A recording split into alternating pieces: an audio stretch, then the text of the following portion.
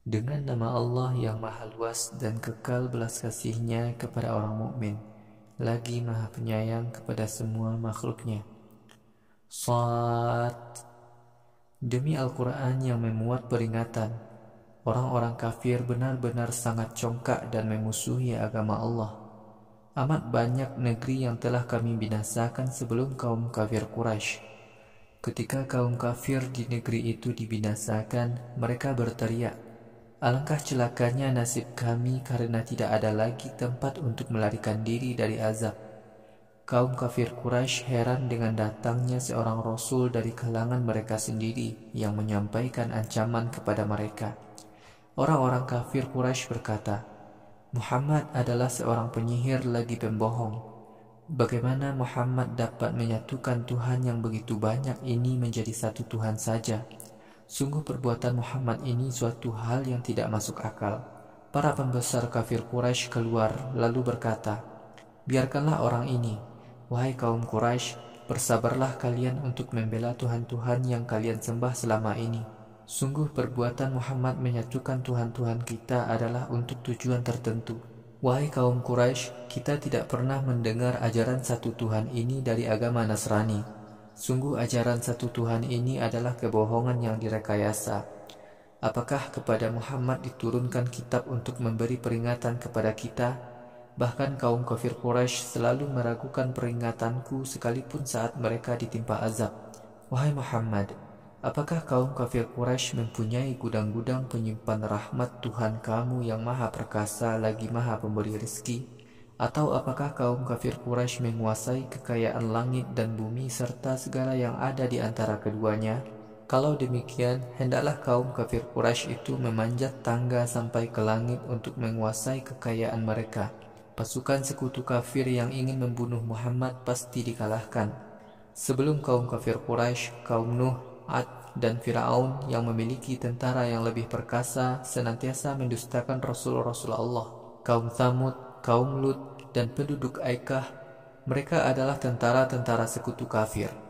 Semuanya selalu mendustakan Rasul-Rasul Allah. Karena itu, mereka semua patut ditimpa azabku. Kaum kafir Quraisy hanyalah menantikan satu kali sambaran petir, kemudian mereka tidak lagi tersisa di muka bumi. Kaum kafir Quraisy berkata, "Wahai Tuhan kami, segerakan azab untuk kami sebelum hari perhitungan amal." Wahai Muhammad, bersabarlah menghadapi celaan-celaan kaum kafir Quraisy. Ingatlah kamu tentang hamba kami, Daud yang perkasa. Sungguh Daud adalah seorang hamba yang banyak bertaubat. Sungguh kami telah tundukkan gunung untuk Daud. Gunung-gunung itu memuji Allah pada pagi hari dan sore hari. Kami kumpulkan burung-burung, semuanya selalu bertaubat kepada Allah. Kami kukuhkan kekuasaan Daud di negerinya. Kami karuniakan kenabian kepadanya. Kami karuniakan kepada Daud kemampuan mengadili perkara dengan cepat dan adil. Wahai Muhammad, apakah telah datang kepadamu kisah tentang dua orang yang berperkara di hadapan Daud? Rombongan orang yang berperkara menaiki pagar mihrab tempat Daud beribadah. Saat rombongan orang yang berperkara itu masuk ke tempat Daud, Daud terkejut. Mereka berkata, "Wahai Daud, engkau jangan takut. Ada dua orang yang berperkara, satu sama lain saling menzalimi. Karena itu, putuskanlah perkara mereka ini dengan adil. Wahai Daud, kamu jangan berlaku zalim. Berikanlah kepada kami keputusan yang sangat adil." Salah seorang yang berperkara itu berkata, "Saudaraku ini mempunyai 99 ekor kambing. Aku hanya mempunyai 1 ekor kambing." Saudaraku ini berkata, "Serahkan seekor kambingmu itu kepadaku. Dia dapat mengalahkan alasan keberatanku." Daud berkata, "Sungguh saudaramu ini telah berbuat zalim kepadamu, karena ia meminta kambingmu yang seekor dikumpulkan dengan kambingnya yang banyak. Sungguh kebanyakan orang-orang yang melakukan usaha bersama, mereka saling menzalimi, kecuali orang yang beriman dan beramal soleh. Sesungguhnya sangat sedikit orang yang jujur dalam usaha bersama." Daud merasa dirinya tersindir, bahwa datangnya dua orang yang berperkara kepadanya sebagai sindiran kami kepadanya. Daud lalu mohon ampun kepada Tuhannya. Daud merunduk ruku dan bertaubat. Kami pun mengampuni Daud. Demikianlah, sungguh Daud mempunyai kedudukan yang sangat dekat di sisi kami dan tempat kembali yang sangat baik. Allah berfirman, "Wahai Daud, sungguh kami telah menjadikan kamu khalifah di muka bumi. Karena itu, putuskanlah perkara antar manusia dengan benar dan adil. Janganlah kamu mengikuti hawa nafsu, karena kamu akan sesat dari jalan Allah. Sungguh orang-orang yang sesat dari jalan Allah akan mendapatkan azab yang berat, sebab mereka melupakan hari perhitungan di akhirat. Kami ciptakan langit dan bumi serta apa saja yang ada di antara keduanya bukan tanpa tujuan. Hanya orang-orang kafir yang punya sangkaan bahwa penciptaan langit dan bumi tanpa tujuan. Sungguh di akhirat kelak, orang-orang kafir itu celaka karena masuk neraka. Wahai Muhammad, apakah orang-orang yang beriman dan beramal soleh kami samakan dengan orang-orang yang berbuat dosa di muka bumi? Atau kami samakan orang-orang yang taat dan bertauhid dengan orang-orang yang berbuat syirik? Wahai Muhammad, Al-Quran adalah sebuah kitab yang kami turunkan kepadamu. Al-Quran membawa berkah agar manusia dapat menghayati bukti-bukti kekuasaan Allah. Begitu juga agar orang-orang yang berakal sehat mau berpikir dengan benar. Kami telah karuniakan Sulaiman kepada Daud. Sulaiman adalah hamba Allah yang sangat baik. Sungguh Sulaiman adalah orang yang suka bertaubat. Wahai Muhammad, ingatlah ketika kuda-kuda yang berlari dengan kencang ditunjukkan kepada Sulaiman pada sore hari. Sulaiman berkata, "Sungguh aku mencintai harta-harta yang berharga ini, sampai aku lupa mengingat rahmat Tuhanku, hingga kuda-kuda itu tidak lagi terlihat olehku." Sulaiman berkata, "Bawalah kuda-kuda itu kepadaku." Lalu Sulaiman mulai mengusap kaki dan leher kuda-kuda itu. Sungguh kami jadikan Sulaiman menderita sakit sementara waktu, lalu kami jadikan orang lain yang lemah menggantikan kekuasaannya. Kemudian Sulaiman bertaubat kepada Allah, lalu sembuh. Sulaiman berdoa, "Wahai Tuhanku, ampunilah aku. Berikanlah kekuasaan kepadaku yang tidak akan dimiliki oleh orang lain sesudahku. Sungguh Engkau adalah Tuhan Maha Pemberi kekuasaan." Lalu kami tundukkan angin untuk kepentingan Sulaiman. Angin berhembus sesuai perintah Sulaiman. Hembusan angin itu bertiup ke arah yang dikehendaki Sulaiman. Kami tundukkan juga setan-setan untuk menjadi ahli bangunan dan penyelam bagi kepentingan Sulaiman. Dan juga setan-setan yang lain lagi. Setan-setan itu dibelenggu oleh Sulaiman dengan rantai-rantai, agar tidak melarikan diri. Inilah karunia kami kepada Sulaiman. Karena itu kami perintahkan kepada Sulaiman, "Silahkan kamu pilih karunia yang mana yang kamu berikan kepada orang lain, dan yang mana yang tetap untuk dirimu. Kamu tidak dimintai tanggung jawab atas pilihan kamu itu. Sungguh Sulaiman mempunyai kedudukan yang dekat di sisi kami dan tempat kembali yang sebaik-baiknya." Wahai Muhammad, ingatlah kisah hamba kami Ayub, ketika Ayub berseru kepada Tuhannya, "Sungguh aku ditimpa penyakit dan penderitaan karena gangguan setan." Allah menjawab keluhan Ayub, lalu Allah berfirman, "Hentakkanlah kakimu ke tanah, akan memancar air sejuk dari tanah itu untuk kamu gunakan mandi dan minum." Kami kembalikan keluarga Ayub kepadanya, lalu kami tambahkan lagi kepada mereka keluarga baru sebanyak yang lama, sebagai rahmat dari kami. Kisah Ayub ini menjadi pelajaran bagi orang-orang yang menyadari adanya kekuasaan Allah untuk mengatur semuanya.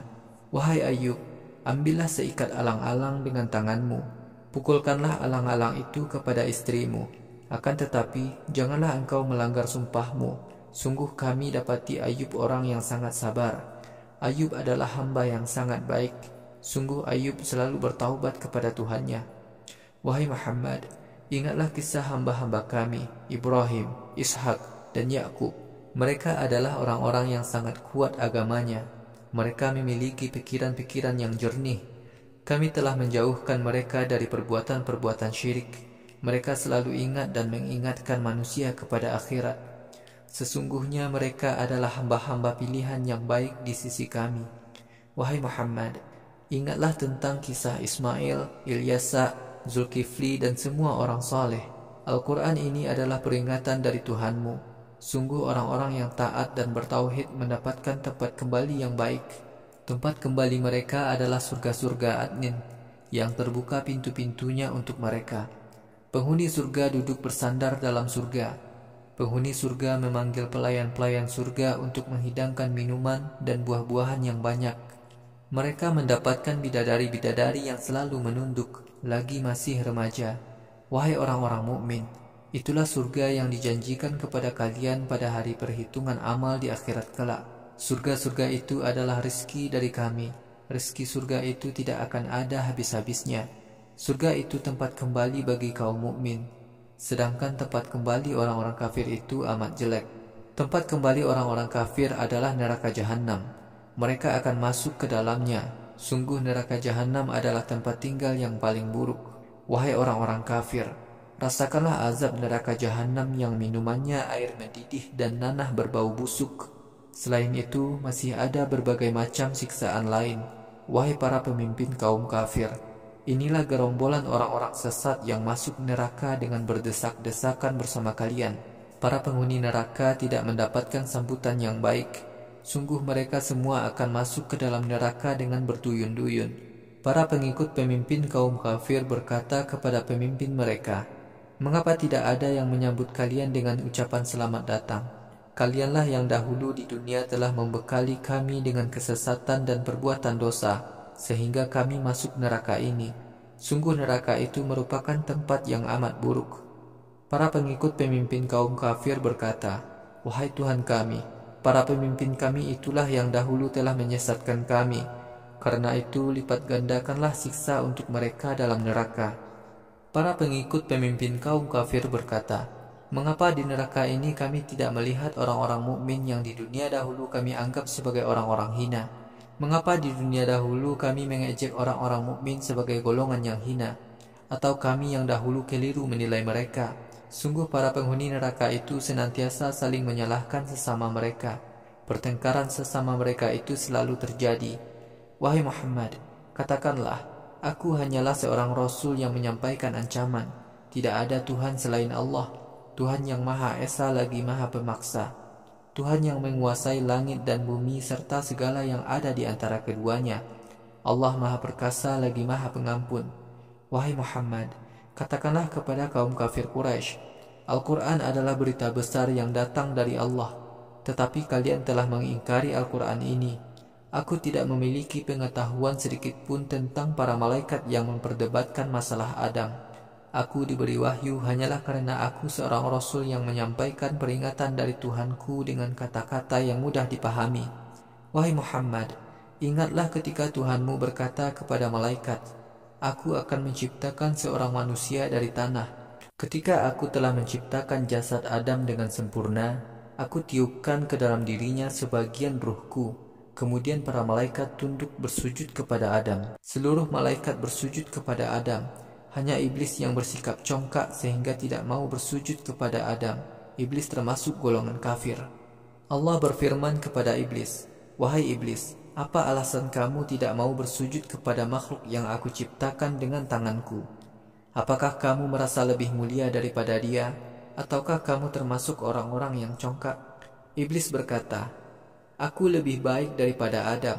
Engkau ciptakan aku dari api, sedang Adam engkau ciptakan dari tanah." Allah berfirman, "Keluarlah kamu dari surga ini. Sesungguhnya kamu adalah makhluk yang terkutuk. Kamu akan mendapat laknat sampai hari kiamat." Iblis berkata, "Wahai Tuhanku, berilah aku tempo sampai hari saat manusia dibangkitkan kembali dari kuburnya." Allah berfirman, "Sungguh kamu diberi tempo sampai hari yang telah ditentukan."